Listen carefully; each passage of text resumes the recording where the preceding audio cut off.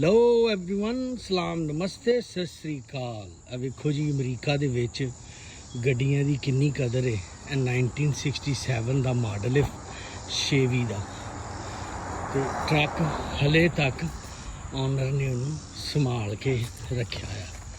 ਠੀਕ ਹੈ ਜੀ, ਇਹ ਵੇਖ ਲਓ, ਤੁਹਾਨੂੰ ਅੰਦਰੋਂ ਵੀ ਵਿਖਾ ਦਿੰਦੇ ਕਿ ਇੱਦਾਂ ਦੀ ਹੁੰਦੀਆਂ ਸੀ ਗੱਡੀਆਂ 1967 'ਚ।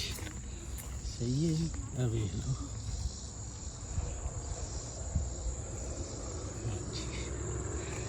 God bless America जी, God bless America।